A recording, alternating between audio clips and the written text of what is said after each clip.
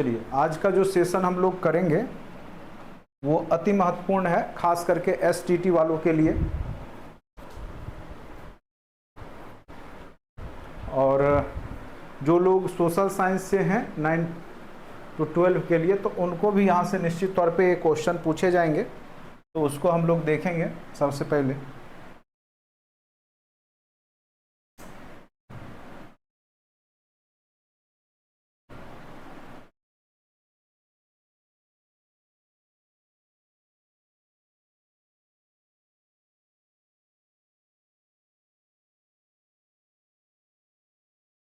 Topic है आपका पुनर्जागरण। ठीक है, आप लोग 9 to 12 में पढ़े होंगे, 9th में भी आपने पढ़ा होगा पुनर्जागरण के बारे में। आखिर पुनर्जागरण होता क्या है और फिर यूरोपीय इतिहास में इसकी क्या महत्ता है, यहाँ से निश्चित तौर पे ही क्वेश्चन पूछे जाते हैं। और आप लोगों ने ऑब्जेक्टिव किया होगा तो उसमें 2-4 क्वेश्चन आपके पुनर्जागरण के दिखे होंगे। ठीक है, तो बीपीएससी जब एग्ज़ाम लेगा तो निश्चित तौर पे आपके जो 9-12 के जो डीपली क्वेश्चन है, ठीक है, जो डीपली क्वेश्चन है वो वहाँ से निश्चित तौर पे ही आपके एग्ज़ाम में पूछे जा सकते हैं। इसीलिए ये टॉपिक को आप लोग अच्छे से समझने का प्रयास कीजिए। ठीक है, आखिर ये टॉपिक का महत्ता क्या है। हमने पिछले क्लास में बताया था कि जब यूरोपीय इतिहास हम लोग पढ़ते हैं तो उसकी जो शुरुआत हुई थी लगभग 1000 ईस्वी पूर्व से लेकर के जो प्रथम चरण चला था वो 5वीं सदी तक चला था। ठीक है, उसके बाद फिर अंधकारमय युग आया, फिर आपका 15वीं 16वीं से आधुनिक युग आया। तो आधुनिक युग को लाने में कौन सा महत्वपूर्ण भूमिका निभाया था, तो वहाँ पे ये सबसे बड़ी बात है क्या क्या कारण थे जिससे कि आपका पुनर्जागरण हुआ, फिर आधुनिक युग यूरोप में आया। ठीक है, तो यहाँ पर पुनर्जागरण से निश्चित तौर पे ही क्वेश्चन पूछे जाते हैं और बीपीएससी का हिट लिस्टेड टॉपिक था। अब तो मेंस में लिखने के लिए अब नहीं पूछ रहा है, तो ऑब्जेक्टिव क्वेश्चन निश्चित तौर पे पूछे जाते हैं। ठीक है, तो अगर आप प्रशासनिक सेवा के लिए भी तैयारी करते तो वहाँ पे ये सब टॉपिक पढ़ना होता था। तो निश्चित तौर पे जब ऑब्जेक्टिव एग्जाम जब हो गया है तो वहाँ पर भी यहाँ से क्वेश्चन पूछे ही जाएंगे। ठीक है, तो पुनर्जागरण जो है, अभी इससे पहले आप लोग का जो है मैथ क्लास चल रहा था, तो त्रिकोणमिति का क्लास जो है, ठीक है, आपका रह गया था, तो वो मैं प्रयास कर रहा था। फिर आप लोग का आज नहीं होगा तो कल जो है आपका जो है दिन में किसी टाइम पे 2 से 4 या 4 से 6 के बीच में आपका मैथ का जो छूट गया था त्रिकोणमिति टॉपिक हमने नहीं आपको पढ़ाया था, उसको कवर कर दिया जाएगा अच्छे से। ठीक है, क्योंकि हो सकता है 2-4 क्वेश्चन दे दे एडवांस मैथ में त्रिकोणमिति से, क्योंकि 9-10 के सिलेबस में है, तो मैं नहीं चाहता कि आपका कोई क्वेश्चन वहाँ पे गलत बने। बाद बाकी तो अंकगणित हमने अच्छे से पूरा कवर कर ही दिया है, अगर आप उतना भी रिवीजन करके जाइएगा तो कहीं कोई दिक्कत नहीं होगा। ठीक है,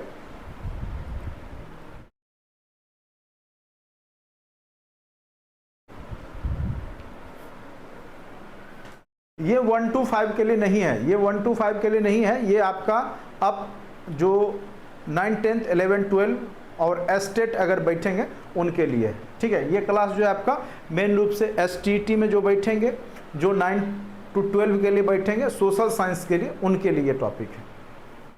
चलिए, तो पुनर्जागरण को हम लोग देखेंगे, पुनर्जागरण है क्या उसके बारे में जानेंगे। तो पुनर्जागरण देखिए यहाँ पे लिखा हुआ है, पुनर्जागरण का अर्थ होता है फिर से जागना। पुनर्जागरण का अर्थ क्या होता है? फिर से जागना। ठीक है, तो सिंपल से शब्दों में बहुत ही ढंग से सारा नोट्स बनाया गया है, जो कि आप एक बार रीड कर लीजिएगा तो आप सारा टॉपिक को समझ लीजिएगा। ठीक है, मुझे पढ़ाने की आवश्यकता भी नहीं पड़ेगी, अगर आप केवल नोट्स पढ़ लीजिएगा उससे भी समझ सकते हैं। ठीक है, लेकिन फिर भी मैं आपको समझा दूंगा तो आपको सदा के लिए याद हो जाएगा। पुनर्जागरण का अर्थ ही होता है पुनः जागना, 2 शब्द से मिलकर बना है पुनः जागना, यानी कोई सोया हुआ व्यक्ति है या पहले जगा हुआ था, फिर बीच में सो गया, फिर वो जागा। तो यूरोप का जो इतिहास जो अंधकारमय युग है, तो उसमें वहाँ के लोग सो गए थे, यानी वहाँ की कला संस्कृति साहित्य का विकास बंद हो गया था। फिर जब पुनर्जागृत हुए 14वीं सदी में, तो फिर वहाँ से जो है उनका फिर से विकास होना, साहित्य का, कला का, संस्कृति का शुरुआत हो जाता है। और पूरे विश्व में आप देखेंगे कि जो यूरोपीय लोग जो होते हैं पूरे विश्व में अपनी पहुंच बनाते हैं, व्यापार के माध्यम से, उपनिवेशवाद के माध्यम से, साम्राज्यवाद के माध्यम से, और पूरा विश्व से जो है धन एकत्रित करके फिर वह अपने आप को गौरवमय बना लेते हैं। ठीक है, तो कहीं ना कहीं वही यहाँ पे हम लोग पढ़ेंगे। तो पुनर्जागरण का शाब्दिक अर्थ होता है फिर से जागना, जिसको कि इंग्लिश में रेनेसा भी कहते हैं, फिर से जागना। परंतु व्यापक अर्थों में ये घटना क्या है, 14वीं से 16वीं सदी। अगर आपको पूछेगा कि पुनर्जागरण का काल कब माना जाता है यूरोपीय इतिहास में, ठीक है, तो पुनर्जागरण जो हुआ है 14 से 16वीं सदी, यानी 1400, 14वीं सदी का मतलब होगा 1300 से 1400 का पीरियड, 16वीं मतलब 1500 से 1600 के बीच का पीरियड। यानी 14वीं से 16वीं सदी के बीच में क्या हुआ, यूरोप में एक नवीन चेतना का विकास हुआ, नई सोच का, नई तर्क शक्ति का विकास हुआ। चूंकि उसके बीच में पोप पादरियों का जो सत्ता स्थापित हो चुका था, जो पोप पादरी जो है क्षमादान पत्र पत्रिकाओं को बेच करके, या कह सकते हैं कुरीति कर्मकांडों को करा करके वहां के लोगों को जो अंधकारमय युग में रखे हुए थे, तो उससे यहां पर धीरे धीरे आपको क्या मिलेगा, निजात देखने को मिलेगा। ठीक है, तो यहाँ पर मध्य यूरोप में हुए नवीन चेतना को दिया गया नाम है पुनर्जागरण। क्या है कि 14वीं से 16वीं सदी के बीच में यूरोप में हुए, ठीक है, यूरोप में हुए नवीन चेतना का ही दिया गया नाम क्या है, आपका पुनर्जागरण है। ठीक है,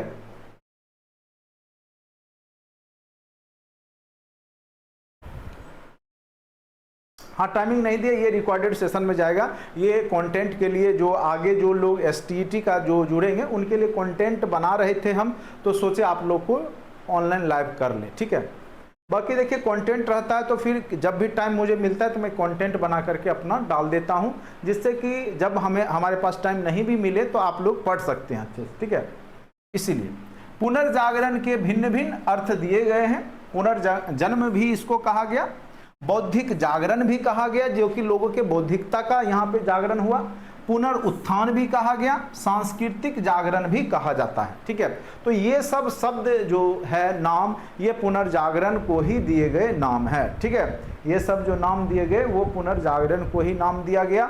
यह मूलतः मध्यकाल के ईश्वर केंद्रित सभ्यता से क्या हुआ था कि मध्यकाल में यूरोप में जो अंधकारमय युग है उस समय ईश्वर केंद्रित हो गया था। यानी कलाकार अपने चित्र के नीचे नाम भी नहीं लिखते थे। क्यों? चूंकि वो ईश्वर को ही उसका मानते थे कि हम कुछ नहीं करते, जो करते हैं ईश्वर करते हैं। अगर कोई संगीत गा रहा है तो वो भी सारा जो है क्रेडिट ईश्वर को देता था, खुद का क्रेडिट नहीं देता था। चूंकि वह समय ही था आपका पोप पादरियों का बहुत ज्यादा वर्चस्व हो गया था, धर्म का बहुत ज्यादा वर्चस्व हो गया था। इस कारण से मध्यकाल में जो है ईश्वर केंद्रित सभ्यता से जो बदलाव आया और आधुनिक युग में वह सभ्यता क्या हो गई, ईश्वर केंद्रित से क्या हो गई, मानव केंद्रित हुई। जब केंद्र में मानव आया, मध्यकाल में क्या होता है यूरोप में कि केंद्र में ईश्वर हो जाता है, धर्म हो जाता है, पोप पादरी आ जाते हैं। ठीक है, कोई भी लोग सोच रहे थे तो धर्म से बाहर नहीं सोच रहे। सृष्टि का निर्माण कौन किया, या पृथ्वी का, या जो भी साइंस जो जितना भी है, मैथ साइंस, सब जो है ईश्वर की ही कीर्ति जो है ईश्वर के हिसाब से सोचा जा रहा था। पहले क्या था, पहले मानो तब जानो। ठीक है, कॉन्सेप्ट क्या था, जैसे हम बोलते हैं कि ईश्वर ने हमें बनाया। ठीक है, ईश्वर ने बनाया हमें, तो ये एक दर्शन हो सकता है, फिलॉसफी हो सकता है। लेकिन तर्क कहता है कि हमने ईश्वर को बनाया। ठीक है, तो वो तर्कवाद हो गया। अब कहिएगा कैसे हमने ईश्वर को बनाया। देखिए, ईश्वर तो आप किसी को बना देते हैं, एक पत्थर ले आइए, उसको पूजिए, आपके लिए वही ईश्वर हो गया। तो किसने बनाया उस पत्थर को, किसने लाया, तो मनुष्य ने लाया। तो मनुष्य ने ईश्वर को बनाया।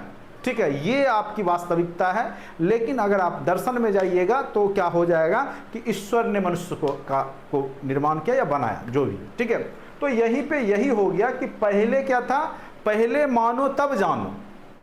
जैसे मैथ बनाते हैं ना कि माना कि x इक्वल टू, तो उसी प्रकार से पहले मान लीजिए। ठीक है, उसके बाद जानिए। अब क्या हो गया, तर्क कहता है पहले जानो उसके बारे में अच्छे से, तब उसको मानो। अगर सही नहीं लगे तर्क, अगर दिमाग नहीं वहां पे आपको लगे कि ये गलत है, तो उसको मत मानो। ठीक है, तो ये कॉन्सेप्ट आ गया। और आधुनिक युग क्या हो गया, ईश्वर केंद्रित के जगह क्या हो गया, मानव केंद्रित हो गया। मानव के सुख सुविधा, पहले क्या था, लोग खाते पीते भी कम थे, ईश्वर के याद में एकदम तपस्या कर रहे हैं कि मरेंगे तो वहां पे जो है हमको स्वर्ग मिलेगा। ठीक है, तो जो इहलौकिक सोच है, पारलौकिक जो सोच है, ठीक है, तो पारलौकिक की मरने के बाद हमको क्या, अभी भी बहुत लोग होंगे, ठीक है, तो यहाँ पे कष्ट में रहेंगे धरती पे, और जो भी सोच हो उनको, मतलब मरने के बाद का बहुत ज़्यादा सोचते हैं कि वहाँ हमको स्वर्ग में मिलेगा, नरक, तो वो सब सोच के भी होना भी चाहिए। पाप पुण्य करते हैं तो लोग पाप नहीं करते हैं उसके डर से, ठीक है, पाप मतलब गलत कर्म से बचना चाहिए। ठीक है, तो यहाँ पे यही कहता है कि जो ईश्वर केंद्रित सभ्यता थी, उससे आधुनिक युग में जब मानव केंद्रित सभ्यता बनी, जब सोच के केंद्र में क्या हो गया, मानव अब अपनी सुख सुविधाओं पर विशेष ध्यान देने लगा, यानी मंदिर में खर्च नहीं करेगा, पोप पादरियों को नहीं देगा। पहले क्या था, पोप पादरी को दे देंगे, पंडा को दे देंगे, पंडित को दे देंगे, मंदिर में ये चढ़ा देंगे, वो चढ़ा देंगे, तो हमको क्या मिलेगा, वहाँ स्वर्ग में जगह मिलेगा। अभी भी आप देखिएगा बहुत सारे लोग जो है इस तरीका का काम करते हैं, या पूजा पाठ करेंगे ज़्यादा से ज़्यादा तो उससे हमको जो है वहाँ स्वर्ग मिलेगा, यही सब सोच करके करते हैं, खर्च करते हैं इसमें। लेकिन यह सोच जब बदला, ठीक है, और आधुनिक मानव अपनी सुख सुविधा के लिए लोग जो है व्यापार करने लगे, अपनी सुख सुविधा के लिए दूर दूर तक जो है यात्रा करने लगे, तो यही जो होता है पुनर्जागरण की शुरुआत यहीं से हो जाती है। ठीक है, तो सिंपल सा शब्द देखिए क्या लिखा हुआ है, यह मूलतः मध्य काल के ईश्वर केंद्रित सभ्यता से आधुनिक युग के मानव केंद्रित सभ्यता की ओर एक परिवर्तन था, जिसने मानव के तर्क पे बल दिया। किस पे बल दिया, तर्क। ठीक है, और पारलौकिक के स्थान पर जो मरने के बाद जो सोचते हैं, उसके स्थान पे अलौकिक सोच को लाया। ठीक है, मतलब अभी का वर्तमान के सोच की ओर यहां पर देखने को मिला। अब आते हैं पुनर्जागरण के कारणों को हम निम्न भागों में देख सकते हैं। पुनर्जागरण के क्या क्या कारण थे, ठीक है, पुनर्जागरण के क्या क्या कारण थे, उसको अगर अच्छे से पढ़ेंगे तो आप देखेंगे कि सबसे पहला कारण जो है पुनर्जागरण का, वो था आपका धर्म युद्ध। ठीक है, धर्म युद्ध जो हुआ था ईसाई और इस्लाम धर्म के बीच में धर्म युद्ध हुआ था, देखने को मिला था। और जब इस धर्म में पोप पादरियों का कहना था, मानना था कि ईसाई धर्म की जीत होगी, और ऐसा कहते भी थे, क्योंकि सामंत लोग को ये लोग वही कह के जो है अपना जो भी हो ठगते थे। लेकिन जब यहाँ पर सामंतों ने देखा कि उस धर्म युद्ध में ईसाई लोग हार जाते हैं और इस्लाम जगत की जीत होती है, तो वो लोग पोप पादरियों के बातों पे विश्वास करना बंद कर देते हैं, और फिर वह अपनी चेतना का, अपने दिमाग का यहाँ पर प्रयोग करना शुरू कर देते हैं। ठीक है, दूसरा क्या हुआ, जब आपका धर्म युद्ध हुआ और इस्लाम जगत की जीत हुई, यानी तुर्की का जो इस्लाम मानने वाले खलीफा थे या जो भी थे, उन्होंने जब रोमन साम्राज्य पे अटैक करके उसको जीत लिया, तो जो कस्तितूनिया जो जगह पड़ता है, तो वहां पर उन्होंने अपनी कब्जा जमा ली 1453 ईस्वी में। कई बार पूछेगा कि कस्तितूनिया का पतन कब हुआ, तो 1453 ईस्वी में जब कब्जा जमा लिया, तो जो भूमध्य सागर के रास्ते जो यूरोपीय लोग आते थे, एशिया में प्रवेश करके व्यापार करते थे, तो इसमें उनको रुकावट आ गई। अब वो यूरोपीय लोग जो थे वो व्यापार यहाँ पर नहीं कर सकते थे, क्योंकि उसका रास्ता ब्लॉक हो गया। ठीक है, उसके बाद कई राजनीतिक कारण थे जो कि पुनर्जागरण के पीछे जिम्मेदार हुए। जैसे आप देखेंगे कि इटली का जो मेडिसी परिवार है, ठीक है, वो यहाँ पे बहुत ज़्यादा जो है जो विद्वान थे, जो कस्तितूनिया या जो भी उधर मध्य एशियाई देश से आए थे, उनको पनाह दी गई यहाँ के राजाओं के द्वारा, इटली के। ठीक है, तो उस कारण से भी आपका जो है पुनर्जागरण यूरोप में, इटली में देखने को मिलता है। ठीक है, तो आगे देखेंगे उसके बारे में, सबको अच्छे से हम लोग देखते हैं क्या क्या है, नहीं है। ठीक है, सबसे पहला सांस्कृतिक कारण में जो है आपका क्या है कि धर्म युद्ध, ईसाई और इस्लाम। देखिए यहाँ क्या लिखा है, ईसाई धर्म के प्रधान पोप ने सेना को विजय होने का आशीर्वाद दिया था, किंतु धर्म युद्ध में ईसाई सेना पराजय हो गई, और अतः धर्म पोप की जो सत्ता के प्रति जो है लोगों के अंदर जो सामंत थे, उनके जो पोप पादरियों के सत्ता के कह सकते हैं कि उनके ऊपर संशय हो गया। युद्ध में सामंतों का धन बल दोनों समाप्त हो गया, अब धन भी नहीं है क्योंकि युद्ध में समाप्त हो गया, अब बल भी नहीं है। फलस्वरूप सामंतवाद का भी पतन हो गया, और सामाजिक गतिशीलता में वृद्धि हुई। तो जब तक सामंतवाद रहेगा तब तक जो है समाज का जो है विकास संभव नहीं हो पाएगा। तो इस स्थिति में जो है जब आपका धर्म युद्ध हुआ ईसाई और इस्लाम के बीच में, तो यहाँ पे जब इस्लाम लोगों की जीत होती है, ईसाई लोग हारते हैं, तो कहीं ना कहीं जो है उनके अंदर जो पोप पादरी पहले से झूठ बोल बोल के ठग रहे थे उसमें कमी आती है, लोग जो है समझदार हो गए। अब कस्तितूनिया पर इस्लाम अनुयायियों का नियंत्रण हो गया, ठीक है। अतः भूमध्य सागरीय व्यापार जो बाधित हुआ, अतः नए मार्ग की जिज्ञासा एवं आवश्यकता से भौगोलिक खोजों को प्रोत्साहन मिला। जैसे कोलंबस वास्को डिगामा ने, ठीक है, जैसे कोलंबस और वास्को डिगामा ने क्रमशः अमेरिका और भारत की खोज की, यानी वास्को डिगामा ने भारत की खोज की जबकि कोलंबस ने अमेरिका का पता लगाया। इससे पहले क्लास में भी हमने भौगोलिक खोज में आपको अच्छे से बताया था, ठीक है। तो जो लोग भी STET का तैयारी करना चाहते हैं तो अभी से जुड़ सकते हैं, ठीक है। अभी तो आप BPSC दे लें, ठीक है, लेकिन थोड़ा थोड़ा पढ़ाई करना आप लोग स्टार्ट कर देंगे, बहुत जल्द ही आपका STET का भी एग्जाम हो जाएगा। कंटेंट में ऑलरेडी सारे वीडियो पड़े रहेंगे, क्लास में जब भी लूँ थ्योरी वही रहेगा, ठीक है। बस आपका क्या होता है कि आप उसको रिवीजन करते हैं, ठीक है। और बाकी अभी जो BPSC में बैठेंगे 9, 10th वाले, 12 वाले, तो उनको भी ये सब टॉपिक से पूछेगा। हो सकता है पूछ दे कस्तितूनिया का पतन कब हुआ, जैसे हमने बोला 1453 ईस्वी में हुआ, या हो सकता है कि वहाँ पे धर्म युद्ध में किसकी जीत हुई, ये भी पूछ देता। ईसाई और जो है इस्लाम के बीच में जो धर्म हुआ, युद्ध हुआ, तुर्की, हो सकता है तुर्की लिखा रहे, ठीक है, तो उसमें किसकी जीत हुई। अमेरिका का पता किसने लगाया, भारत का पता किसने लगाया, ठीक है। भौगोलिक खोज या पुनर्जागरण किन में से कौन से कारण हुए, किस कारण से पुनर्जागरण हुआ, तो ये सब क्वेश्चन निश्चित तौर पे ही आपके एग्जाम में BPSC क्रिएट करके आपको पूछ सकती है, ठीक है। अब आता है आर्थिक कारण। जब भौगोलिक खोज की शुरुआत होगी तो स्वाभाविक सी बात है कि वैचारिक आदान प्रदान बढ़ेगा। वो लोग जब दूसरे देश की तरफ खोज में जाएंगे, निकलेंगे, तो वहाँ की सभ्यता, संस्कृति और वहाँ के तकनीक के बारे में जानकारी होगी।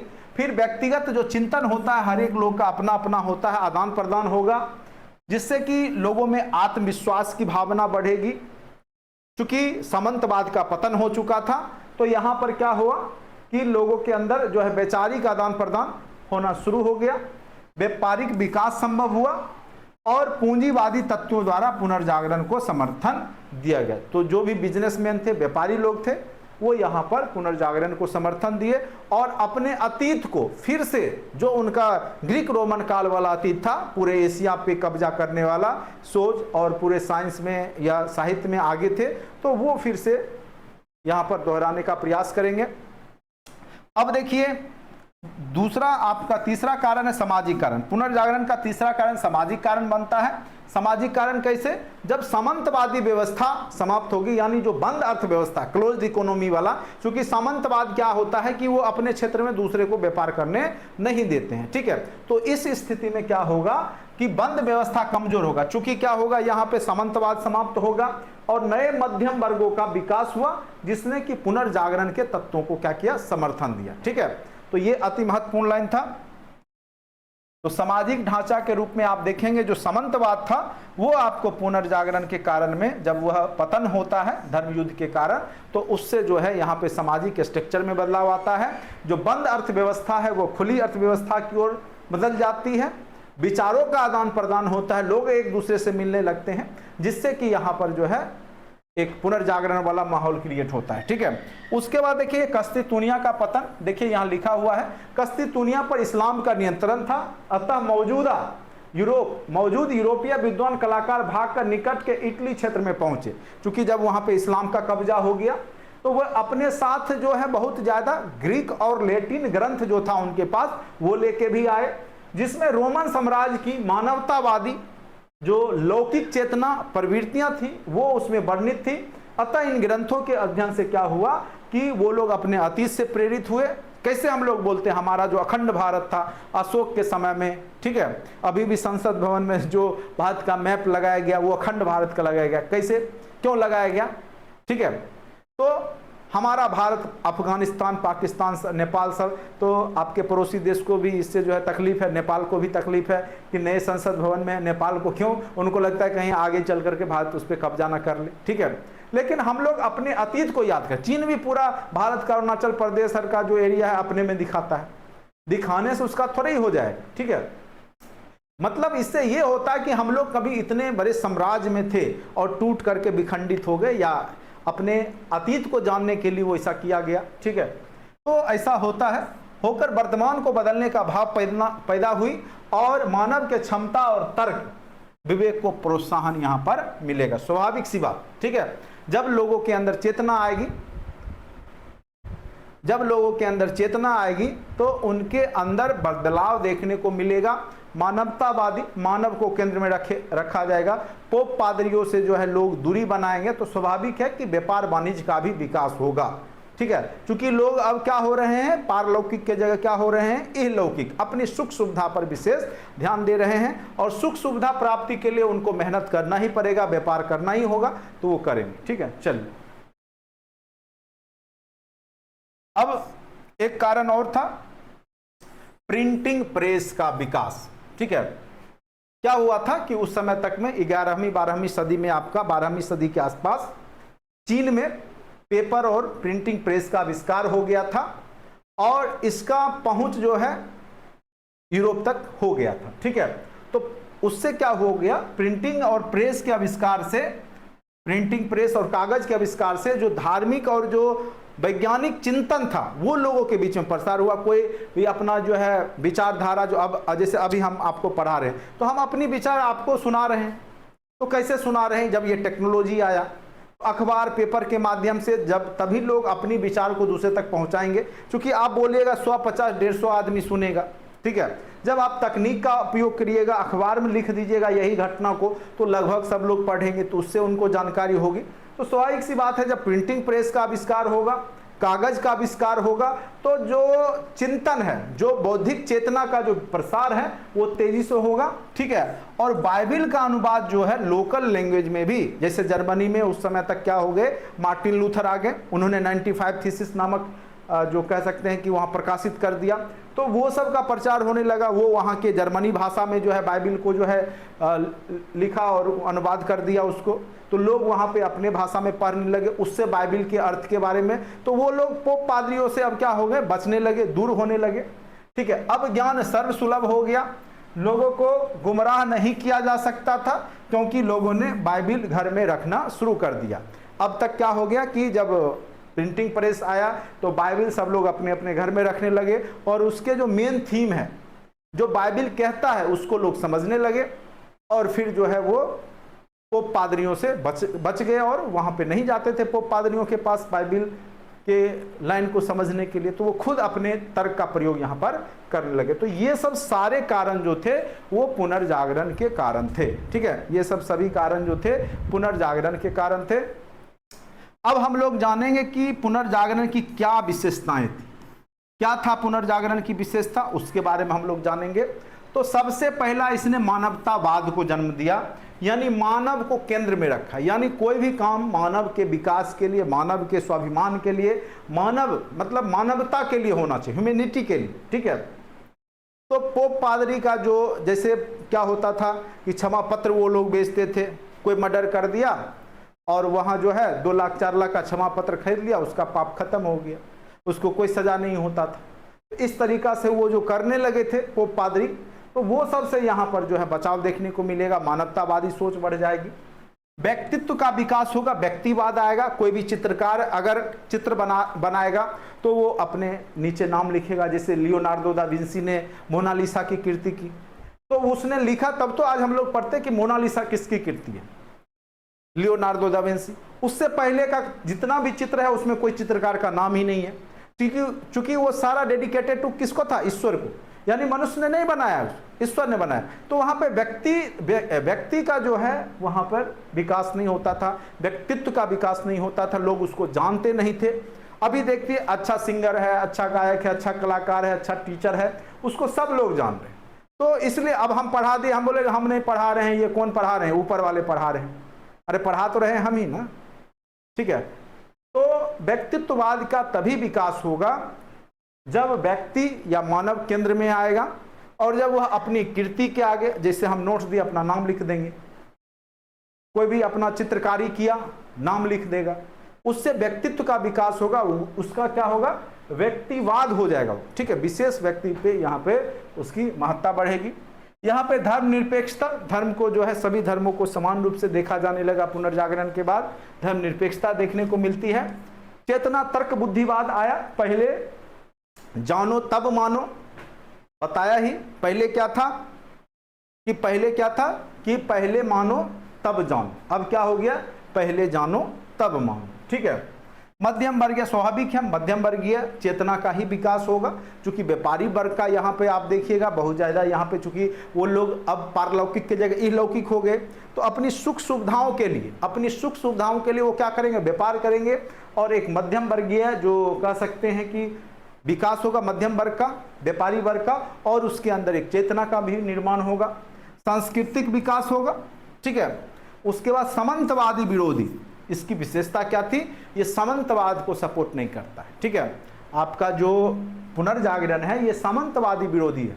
अब लोगों के अंदर खुलापन आएगा, ठीक है, लोग अब दूर दूर तक जाएंगे, व्यापार करेंगे एक दूसरे के एरिया में, ठीक है। और जो बंधे हुए थे, गुलाम की तरह काम कर रहे थे, ठीक है, किसी के अंदर, वो सब अब यहाँ पे देखने को कमी आएगी।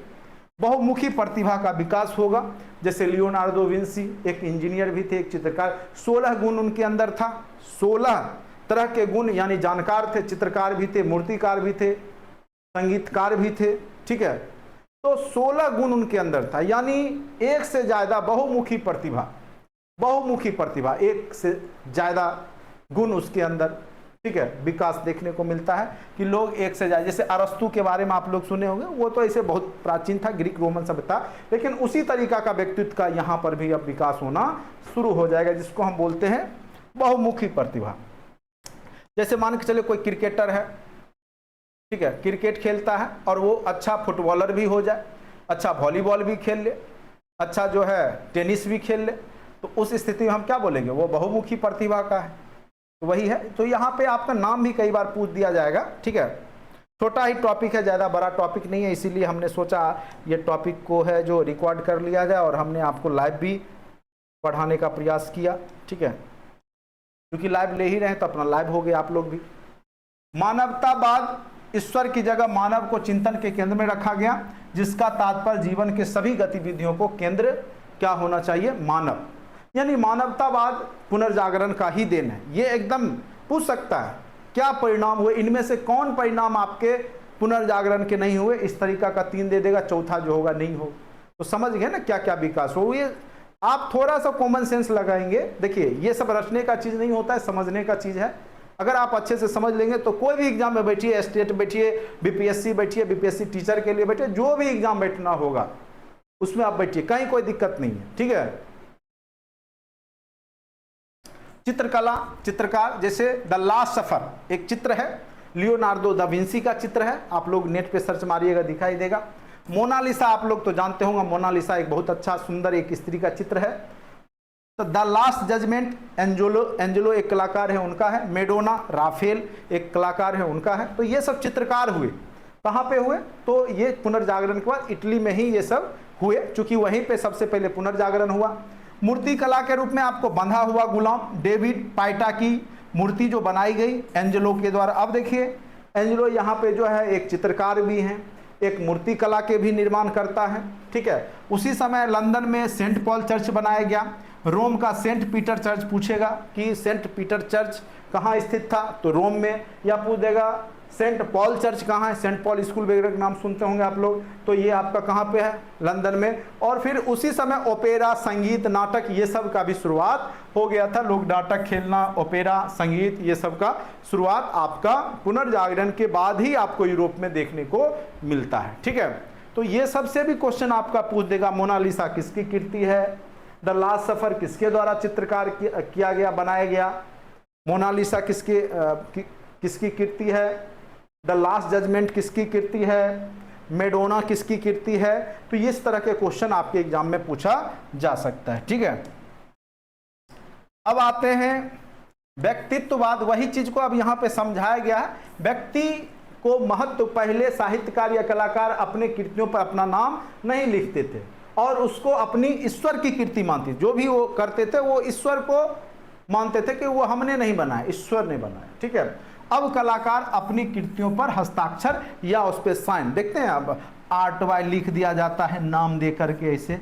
ठीक है, अब इसके बाद ही, उससे पहले कोई भी चित्रकारी होता था तो वो अपना नहीं लिखते थे, नाम नहीं लिखते थे, जिससे कि व्यक्ति का जो है कह सकते हैं कि सामाजिक प्रतिष्ठा या व्यक्ति को लोग नहीं जानते थे।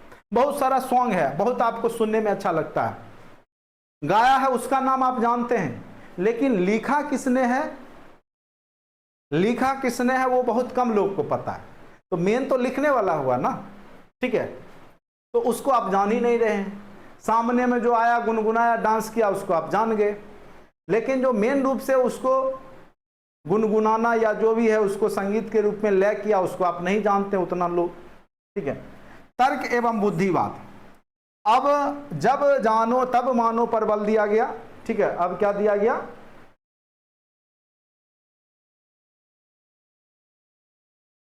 अब जब जानो तब मानो पे बल दिया गया। पहले क्या था, मानो तब जानो। ठीक है, संस्कृति, कला और साहित्य का विकास हुआ। आपको बताए ही कि क्या क्या कला में विकास हुआ। आपका मूर्ति कला में, चित्रकला में बहुत सारे बहुमुखी प्रतिभा के लोग यहाँ पे अब हो जाते हैं। पुनर्जागरण के फलस्वरूप रूप में बहुत सारे साहित्य की रचना होती है, बहुत सारे चित्रकार, जिसमें आपको नाम हमने बताया ही अभी, जो कि महत्वपूर्ण है, जो पूछे जाएंगे। अब इसके क्या क्या प्रभाव हुए, तो पुनर्जागरण के प्रभाव आपको आर्थिक रूप से देखने को मिलेगा, सामाजिक प्रभाव हुए, वैज्ञानिक प्रभाव हुए, राजनीतिक प्रभाव हुए और धार्मिक प्रभाव हुए। ठीक है, ये सभी प्रभाव आपको यहाँ पे अब देखने को मिलेगा। ठीक है, तो जो भी लोग एसटीईटी का तैयारी करना चाहते हैं तो आप जो है आप लोग निश्चित रूप से जुड़िए, और ये क्लास बहुत ही आपका जो आगे चल करके, ठीक है, मज़ा आने वाला है। और पूरा जो टॉपिक है अच्छे से हम आपको 1 बाय 1 करके समझाएंगे, क्योंकि स्टार्टिंग से ही, अब बीपीएससी वाले में क्या था कि आपके पास बहुत कम टाइम था, तो हमने आपको ऑलरेडी कंटेंट वाला रिकॉर्ड दे दिया पढ़ने के लिए। बाकी यही चीज़ उसमें भी हमने बताया है, लेकिन जब आप लाइव से सुनेंगे, देखेंगे तो ज़्यादा आपको समझ में आता है। ठीक है, तो स्वाभाविक सी बात है, तो जितना जल्दी जो भी लोग हैं, जो लोग, देखिए अभी क्या है कि बीपीएससी का तो एग्ज़ाम अब जो भी डेट है 10 दिन बचा है वो तो हो ही जाएगा। ठीक है, तो अभी फिलहाल आप लोग बीपीएससी पे ही फोकस कीजिए।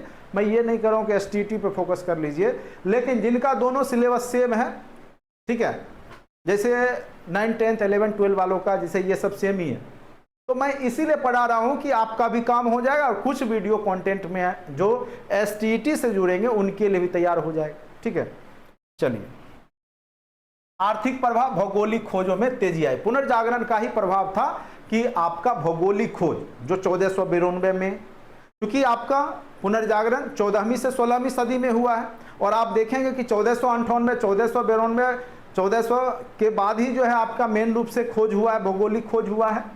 तो वही है कि भौगोलिक खोजों में क्या आई, तेजी आई। और जब भौगोलिक खोज में तेजी आएगा तो जो व्यापारी होंगे, जो यूरोप के व्यापारी होंगे, एशिया पहुंचेंगे, मसाला खरीद के ले जाएंगे, उनको 60 गुना फायदा होगा। फिर उसके बगल का पुर्तगाली आए, फिर स्पेन आएगा, फिर हॉलैंड आएगा, फिर फ्रांस आएगा, फिर इंग्लैंड आएगा। इस तरीका से पूरा यूरोप जो है मध्य एशिया या एशियाई देशों में व्यापार करने लगेंगे। फिर अमेरिका भी चले जाएंगे, अमेरिका का भी खोज हो जाएगा। तो सामाजिक प्रभाव, आधुनिक प्रवृत्तियों का विकास हुआ। ठीक है, तो स्वाभाविक सी बात है, जब मध्यम वर्गीय परिवार का कह सकते हैं कि जब व्यापारी वर्ग आएगा तो कहीं ना कहीं वो अपने साथ एक अपनी सामाजिक प्रभाव को भी लेके आएगा। ठीक है, राजनीतिक प्रभाव क्या हुआ कि सामंतवाद का यहाँ पे पतन आपको देखने को मिलेगा। जो पहले से पुरातन व्यवस्था, जो राजा और जमीन पे आधारित जो व्यवस्था थी, ठीक है, वो समाप्त हो जाएगी और नए राष्ट्र राज्यों का उदय होगा। ठीक है, तो राष्ट्र राज्य मतलब हुआ कि मालिक भले ही उसका राजा होगा, लेकिन वह जो है लोकतांत्रिक तरीके से वहां पे शासन करने की बात होगी। ठीक है, उसके बाद जो है यहाँ पे मैकियावेली की कीर्ति जो है, ये भी कई बार पूछेगा। द प्रिंस किसका कीर्ति है? ठीक है, तो मैकियावेली की कीर्ति है। और मैकियावेली, ये पूछ सकता है मैकियावेली द प्रिंस किसकी कीर्ति है? तो मैकियावेली की कीर्ति है, और उसने आधुनिक चिंतन की शुरुआत किया। ठीक है, और वहीं से जो है नए राष्ट्र राज्य, और वहां पे क्या हुआ कि सबको अलग अलग किया गया। ठीक है, कि आपका जो कार्यपालिका, विधायिका, न्यायपालिका, जो तीनों स्वतंत्र निकाय है, राज और धर्म अलग अलग है, तो ये सब की जो सोच है वो आपका मैकियावेली का द प्रिंस में दिखाई देता है। तो यहीं से राजनीतिक प्रभाव भी देखने को मिलेगा कि राजा जो है धीरे धीरे हस्तक्षेप करना कम कर देगा, ठीक है, धर्म के में भी हस्तक्षेप करना कम कर देगा, व्यापार में भी कम कर देगा, न्यायिक में भी कम कर देगा, ठीक है। तो यहाँ पे सेपरेशन कर दिया गया, कार्यपालिका, विधायिका, न्यायपालिका, तीनों अलग अलग स्वतंत्र निकाय बनाने की जो कल्पना है वो द प्रिंस से ही दिखाई देने लगती है, मैकियावेली की कीर्ति है। धार्मिक प्रभाव आगे चल करके आप देखेंगे कि जर्मनी में मार्टिन लूथर होते हैं और वो भी पुनर्जागरण के ही चेतना से प्रभावित थे और यहाँ पर जो है धर्म सुधार होता है। तो आगे चल करके हम लोग जो प्रोटेस्टेंटवाद है या कैथोलिक चर्च का जो है तो वो सब में भी सुधार देखने को मिलता है। जैसे आप देखिएगा भारतीय सभ्यता में भी जब आपका आडंबर पाखंड आता है तो भक्ति आंदोलन होता है और उसमें जो हिंदू धर्म में भी आपको देखिएगा कि तरह तरह के सुधार रिफॉर्म होते हैं, शंकराचार्य वगैरह आते हैं और वो भी हिंदू धर्म में भी रिफॉर्म करते हैं। जिस प्रकार से बौद्ध धर्म और जैन धर्म में किया गया था तपस्या, उसी प्रकार से आप देखिएगा कि शिव धर्म के भी कुछ खास लोग होते हैं जिसको नागा सन्यासी कहते हैं, वो भी नग्न अवस्था में रहने लगते हैं जैसे जैन और जैन धर्म के लोग रहते थे। तो कहीं ना कहीं वो भी जो है सीखते हैं और अपने धर्म में रिफॉर्म करते हैं और वही शंकराचार्य ने ही फिर हिंदू धर्म को बचाया, नहीं तो लोग जो थे हिंदू धर्म को छोड़ चुके थे और वो लोग नए धर्म जो है आपका बौद्ध धर्म और जैन धर्म में जा रहे थे। तो कहीं ना कहीं यही सब तरह का आप भारत में भी देखिएगा, जो यूरोप में हुआ है प्रभाव, लेकिन यूरोप में बाद में हुआ है, भारत में उससे पहले हो गया, क्योंकि भारत की सभ्यता संस्कृति यूरोप की सभ्यता संस्कृति से पहले की है, ठीक है। अब देखिएगा कि वैज्ञानिक प्रभाव क्या हुआ कि वैज्ञानिक में भी नए नए खोज होने लगे। 16वीं से 17वीं सदी में विभिन्न प्रकार के आविष्कार देखने को मिलता है, जैसे कोपरनिकस ने बताया सूर्य केंद्रीय सिद्धांत, यानी पूरे सौरमंडल के केंद्र में सूर्य है, यह बात कोपरनिकस ने बताया, ठीक है। तो उसके बाद आप देखिएगा कि तरह तरह के खोज होते हैं। फिर हम लोग औद्योगिक क्रांति में बहुत सारा खोज के बारे में भी पढ़ेंगे। तो इस प्रकार हम पाते हैं कि पुनर्जागरण ने सामाजिक, आर्थिक और तार्किक सभी स्तरों पर मानव के जीवन में एक नई चेतना का प्रसार किया, ठीक है।